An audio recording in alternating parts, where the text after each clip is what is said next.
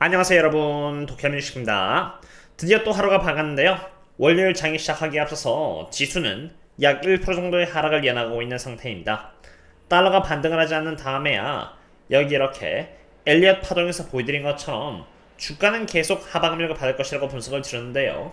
S&P 500은 고점 대비해서 여전히 13% 정도밖에 떨어지지 않은 상태로 지금과 같은 하락장 속에서 과거 상승장 때 했던 것처럼 섣불리 바이더 딥을 하면은 나중에 정작 바닥이라는 신호를 명확하게 보여줬을 때 물을 탈 돈도 없을 뿐더러 너무 바이더 딥을 자주 해버린 나머지 덩치가 커져서 표도 안 날 수 있는 만큼 왜 보수적으로 바라봐야 하는지 계속 분석을 드리고자 합니다.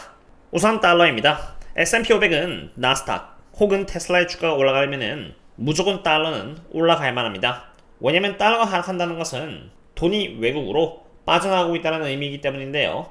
특히나 테슬라와의 상관관계를 보시면은 이렇게 일치하는 상태로 결국 달러는 이렇게 100달러를 탈환하지 못하고 지금 97까지 내려갈 수 있게 되었습니다. 이제 확실하게 99달러가 뚫렸기 때문에 달러는 97을 향해서 내려갈 것이고요. 이 과정 속에서 S&P 500과 나스닥은 함께 조정을 받게 되는 것입니다. 하지만 여기서 끝이 아닙니다. 이것은 달러를 일본 엔화로 나눈 지표로 마찬가지로 지금 나스닥과 S&P 500과 동일한 상황에 있으며 이게 계속 하락할 경우 옌 캐리 트레이딩이 풀리면서 주가는 매크로적으로 하방력을 받게 된다는 의미인 것인데요.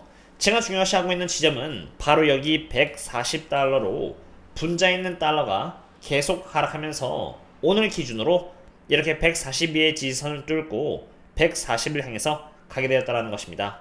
달러 엔화를 지금만으로 갖고 보는 것이 아니라 앞으로 어떤 방향으로 갈 가능성이 높은지 조금이라도 확률을 높게 보기 위해서 이렇게 크게 보시면요. 정말 안타깝지만 지금 차트 관점에서 이렇게 헤드 앤 숄더 패턴이 잡혀 있고요.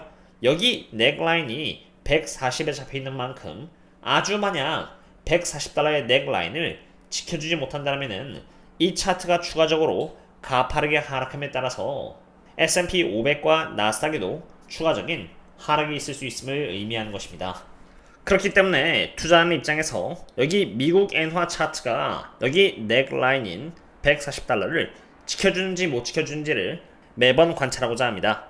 여기까지는 S&P 500의 파동 기술적 분석과 달러와의 상관관계였는데요. 그럼 조금 더 펀더멘탈적인 측면에서 S&P 500이 어떤 위치에 있는지를 보고자 하는데요. 사실 이제부터는 정말 중요한 자료로 다른 곳에서는 볼 수 없는 자료인 만큼 집중해서 봐주시면 감사하겠습니다. 이것은 제가 저희 멤버십 분들께만 매번 공유드리고 있는 자료로 S&P 500의 매출액과 어닝 퍼셔의 성장률과 여기 S&P 500 차트와의 상관관계를 보여주는 그림인데요. 이미 라이브 때 한번 보셨겠지만 빨간색인 여기 매출액 성장률과 어닝 퍼셔의 성장률인 이 남색깔의 차트가 이렇게 떨어지면은 주가는 떨어지고요. 반대로 이렇게 올라가면은 주가 또한 올라가는 것으로 최근 들어서 실적을 앞두고 이미 매출액과 어닝 퍼셔의 성장률이 떨어지기 시작했음을 볼 수 있습니다.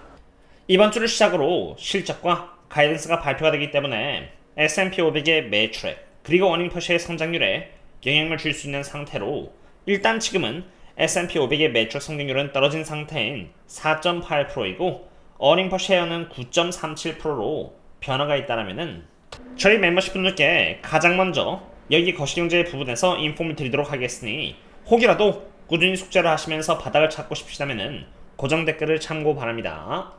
성장률에 따라서 S&P 500의 주가가 상승 혹은 하락을 하지만 이러한 흐름 속에서도 예외사항은 있습니다. 바로 유동성인데요. 예를 들어서 2023년의 경우는 성장률이 이렇게 반등을 하기 시작하면서 S&P 500 또한 이렇게 상승을 했는데요. 이렇게 S&P 500이 상승할 수 있었던 이유는 바로 유동성 때문입니다. 그럼요, 중요한 질문은 지금 성장률이 이렇게 떨어지기 시작하고 있는 상태에서 유동성이 증가함으로써 주가를 다시 끌어올리는데 기여를 할 수 있는가에 대한 여부인데요. 이것은 유동성 관련 지표로 마찬가지로 제가 저희 멤버십분들 상으로 꾸준히 업데이트를 드리고자 하는 지표로 지금 유동성은 과거 2024년과는 달리 상당히 쪼그라들어 있는 상태입니다. 초록색은 Reserve Balance로 이것이 이렇게 올라가면은 돈이 시장에 많이 풀려서 유동성이 증가한다는 의미이고요. 반대로 줄어들면은 유동성이 떨어진다는 의미로 S&P 500의 주가를 의미하는 빨간색과 동일한 상관계에 따라서 움직인다는 것을 볼 수 있습니다. 단 여기 2024년만큼은 반대로 움직였음을 볼 수 있는데요. 리저브 밸런스가 줄어들었음에도 불구하고 S&P 500이 계속 상승을 이어나갈 수 있었던 가장 큰 이유는 여기 역레포를 의미하는 남색이 굉장히 많이 시장으로 방출이 되면서 엄청난 유동성을 공급했기 때문입니다. 과거를 잘 보시면은 리저브 밸런스가 상승하는 과정에서 유동성이 시장에 공급됨과 동시에 역레포의 수치도 함께 올라가면서 주가는 그래도 리저브 밸런스만큼 이렇게 폭등을 하진 않았지만 꾸준히 상승을 이어나가다가 리저브 밸런스의 수치가 떨어짐과 동시에 역레포의 수치는 계속 올라가면서 2022년 S&P 500이 이렇게 하락했음을 볼 수가 있는데요. 2023년을 시작으로 리저브 밸런스의 수치가 이렇게 올라갔고요.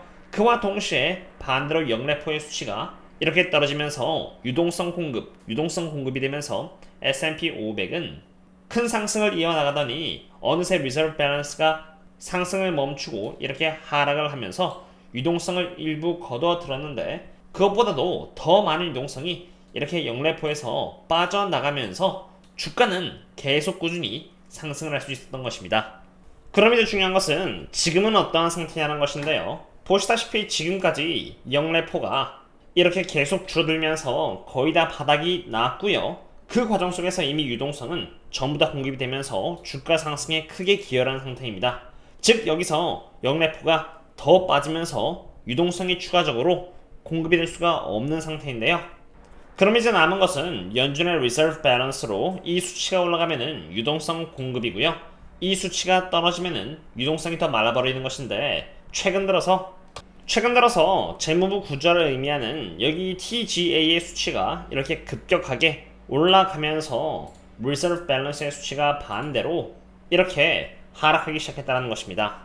이렇게 TGA가 상승하는 것은 지금 텍스 위크라서 그런 것이며 재무부에서 돈을 거둬들이면은 리저브 밸런스가 반대로 하락하므로 유동성이 결국 줄어들게 되는 것인데 만약 TGA의 수치가 과거 이때처럼 정말 높았다면은 더 이상 TGA 측에서 세금을 거둬들일 필요성을 느끼지 못해 유동성 압박을 주지 않겠지만 지금 TGA의 위치는 이렇게 낮은 수치이기 때문에 더더욱 재무부 측에서 세금을 거둬들이는 과정에서 리저브 밸런스가 이렇게 줄어들고요. 리저브 밸런스가 이렇게 줄어들면서 S&P 500은 유동성 부족으로 추가로 하락할 수 있는 것입니다. 오늘은 거시경제에 있어서 S&P 500의 성장률과 유동성에 대해서 자세히 알아봤는데요. 내용이 조금 지루한 내용인지라 얼마나 도움이 됐을지는 모르겠지만 투자함에 있어서 결국 주가 상승과 하락을 책임지는 것은 펀더멘탈인 성장률과 돈의 양인 유동성이기 때문에 반드시 짚고 넘어가야 한다고 생각돼서 유튜브로 이렇게 다뤄봤습니다. 물론 이러한 내용들은 인기가 없기 때문에 제가 저희 멤버십분들 상으로만 꾸준히 공유를 드리면서 다룰 예정인데요.